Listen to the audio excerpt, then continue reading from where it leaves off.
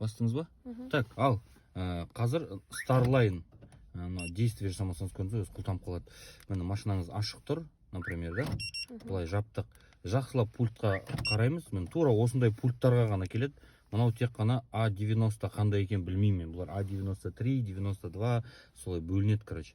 Енді мына бірінші кнопка бар ғой, жабатын. Именно қардың суреті салынып тұр ғой. Сол мына бірінші кнопканы басып тұрамыз. Бір дауыс шыққанда қарды басып қалып қолымызды аламыз. Сол кезде мына SE деген жазу шығады да, и машина оталады да, мына жерден тутун шығады, қазір қараңыз. Оталды деген. Әні кетті, көрдіңіз ба?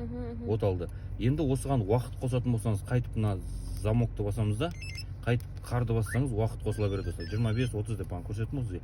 Өшіретін кезде мына ашатынды басасыз да былай, бір дауыс шыққанша. Мына қарды бассаңыз өшіп қалады екен. Түсінікті ғой да? Ал егер де оталып тұрған машинаға келетін болсаңыз, мысалға, ашып кіріп оталдыра бересіз ғой, это понятно, да? Қайтып оталдырамыз, мысалға, автозаводпен мысалға оталды. Қараңыз. Міне. Автозаводпен оталады қазір машина. Осылай оталғаннан кейін сіз машинеңізге келгеннен кейін, так, қазір үстін шықсын. Мына бит кілтті ашамыз. Машинаңыз, допустим, аштық, отырдық, келдік, кілтті саламыз мына жаққа, камера мына жаққа ұстаңыз.